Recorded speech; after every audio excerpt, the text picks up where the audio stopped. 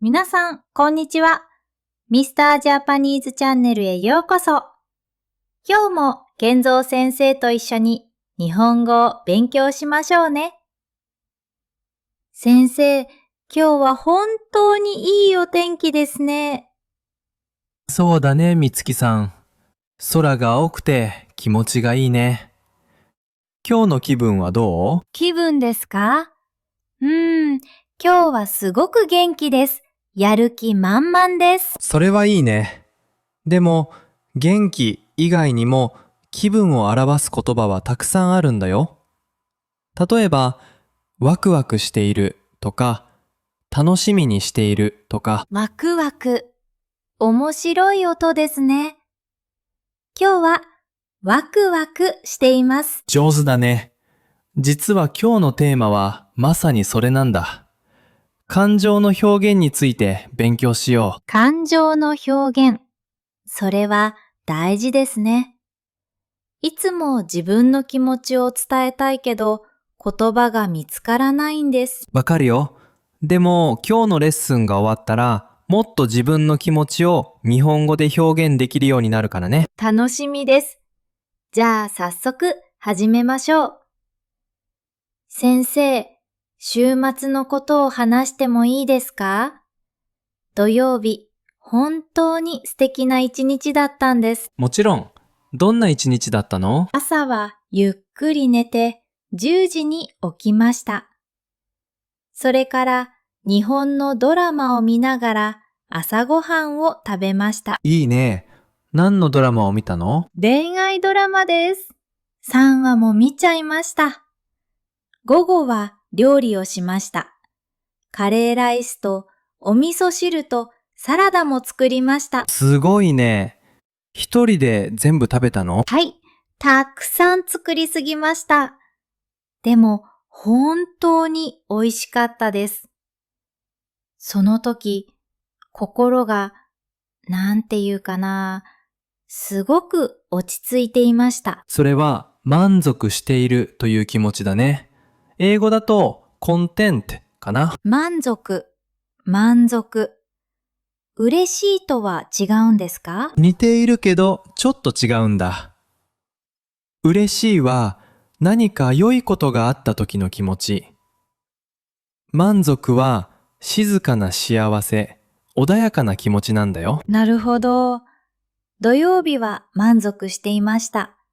何も欲しくなくて、そのままでよかったんです。でも日曜日はどうだった？毎日満足しているわけじゃないでしょ？あ、日曜日は、ちょっと違いました。全然違う気持ちでした。どんな気持ちだったの？それは、後でお話しします。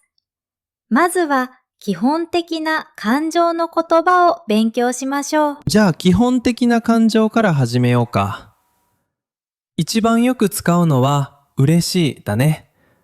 みつきさん、どんな時に嬉しい？ラーメンを食べるとき、すごく嬉しいです。それから、友達と話すときも嬉しいです。いいね。嬉しいの反対は悲しいだよ。どんな時に悲しくなる？雨が続くとき、ちょっと悲しくなります。太陽が見たいです。わかるよ。梅雨の時期は長いからね。ところでみつきさん、質問があるんだけど、はい、何ですか？日本人は悲しい時でも笑顔を見せることがあるよね。それについてどう思う？そうですね。不思議だと思います。本当の気持ちを隠すんですか？いい質問だね。これは日本の文化なんだ。本音と建前って聞いたことある？本音、建前。難しい言葉ですね。本音は心の中の本当の気持ち。建前は人に見せる顔。日本人はこの二つを使い分けるんだよ。どうしてですか？本当の気持ちを言ったらダメなんですか？ダメじゃないよ。でも相手のことを考えるんだ。自分が悲しくても相手に心配をかけたくない。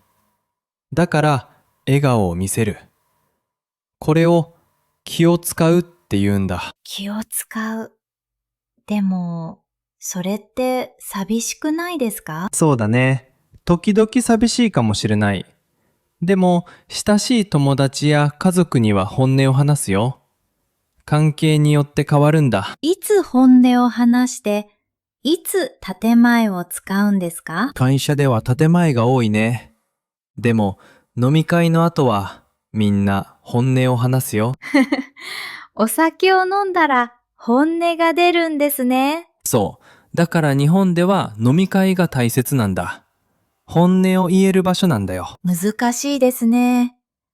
でも、外国人の私はどうすればいいですか？みつきさんはもっと自由に感情を表現していいよ。日本人はそれを理解してくれる。大切なのは相手を尊重する気持ちだからね。先生、実は先週、すごく恥ずかしいことがあったんです。何があったの？話してみて。コンビニでアルバイトの面接を受けました。でも、緊張しすぎて、店長さんに敬語を使わなかったんです。ああ、それは大変だったね。あなたは何歳ですか？って聞いちゃいました。店長さん、びっくりしていました。それでどうなったの？もちろん仕事はもらえませんでした。すごく恥ずかしくて、悲しくて、悔しかったです。いろいろな気持ちが一度に来たんだね。じゃあ、一緒にこの経験を振り返ってみよう。まず、何が起こったの？緊張して敬語を忘れてしまいました。どうして緊張したの？初めての日本語での面接でした。それに敬語がまだ難しいんです。仕事が本当に欲しかったから。その時、具体的にどんな気持ちだった？最初は不安でした。ミスをした時、恥ずかしくてパニックになりました。家に帰ってから自分に腹が立ちました。この経験から何を学んだ？敬語をもっと練習しないといけません。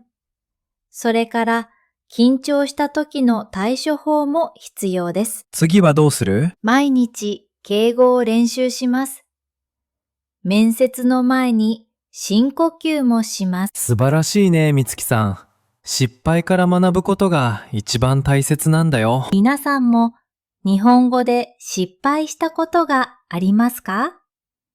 コメント欄で教えてください。一緒に学びましょう。じゃあ、感情を上手に表現するための3つのルールを教えるね。お願いします。1つ目は、状況が一番大事。誰に、どこで、いつ話すかで使う言葉が変わるんだ。例えば、友達には嬉しいって言うけど、上司には嬉しく存じますって言うんだよ。同じ意味なのに言い方が全然違いますね。2つ目は、感情を柔らかく表現する。日本人は、ちょっと、少しという言葉をよく使うんだ。どうしてですか？強い感情を直接言うと相手が驚くから優しく伝えるんだよ。すごく怒っていても、ちょっと困っていますっていうことがあるんだ。それじゃあ相手はわからないんじゃないですか？日本人は空気を読むから大丈夫。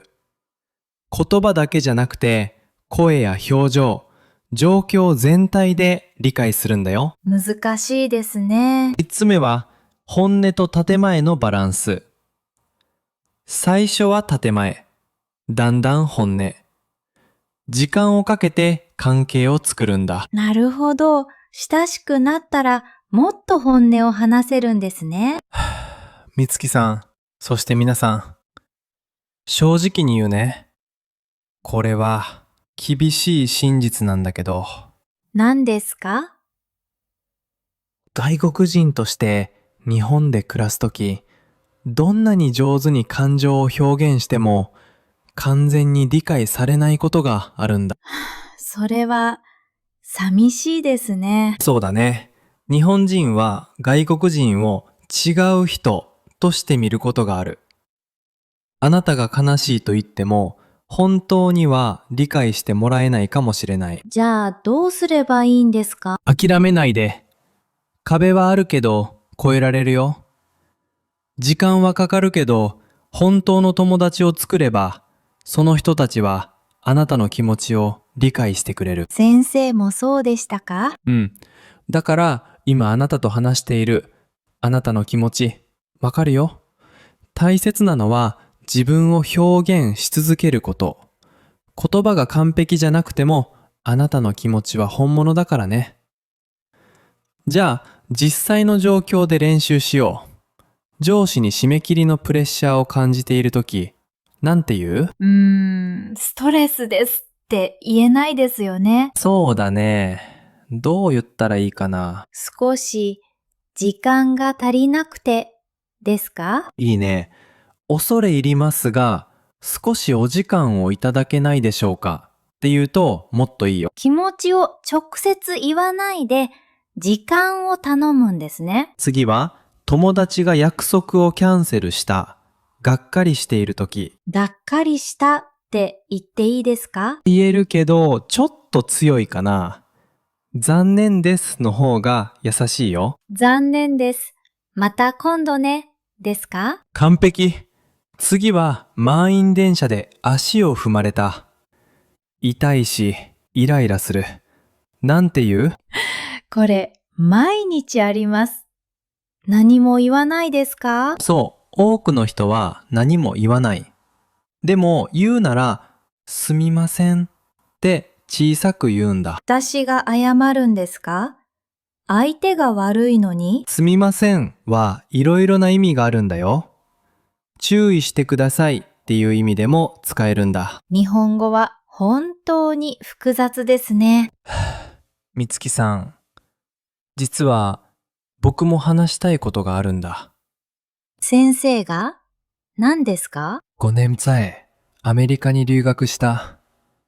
最初の半年、毎日とても孤独だった。孤独。周りに人はたくさんいた。クラスメートもルームメイトもいた。でも誰も僕の本当の気持ちを分かってくれなかった。どうしてですか？僕は日本式に話していたから、まあまあ、ちょっと大丈夫です。アメリカ人には僕が本当に何を感じているか分からなかった。それでどうしたんですか？ルームメイトが言ったんだ。ケンゾー、君が何を考えているか全然わからない。それがもどかしいって。それは辛かったですね。うん。だから変わろうとした。もっと直接的に話す練習をした。悲しい。困っている。助けて。最初はすごく恥ずかしかった。でも、だんだん楽になったんですか？そう。友達もできた。本当の友達。でも、正直に言うと、今でも時々自分がどちらの文化に属しているかわからなくなるんだ。先生。日本にいるとアメリカナイズされているって言われる。アメリカにいた時は日本人すぎるって言われた。真ん中にいる感じ。それは寂しいですね。でも今、あなたと話していて思うんだ。僕だけじゃないって。私も同じです。日本人らしくないって言われることもあるし、みつきさん、それでいいんだよ。完璧な日本人になる必要はない。あなたはあなただから。先生、ありがとうございます。今、胸がいっぱいです。胸がいっぱい。いい言葉だね。悲しくて、嬉しくて、安心して、全部一緒の気持ち。じゃあ、今日の大切なポイントを3つまとめるね。お願いします。1つ目、完璧な言葉より本物の気持ち。文法が間違っていてもいい。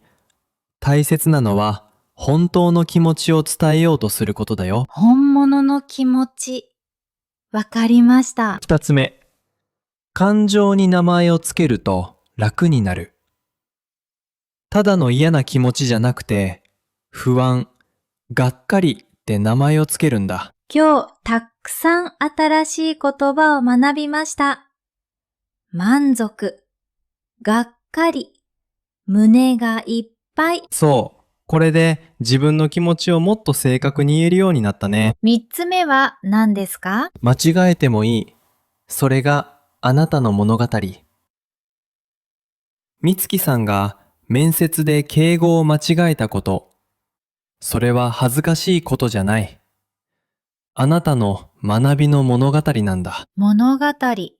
そうですね。失敗も大切な経験ですね。完璧な人の話はつまらない。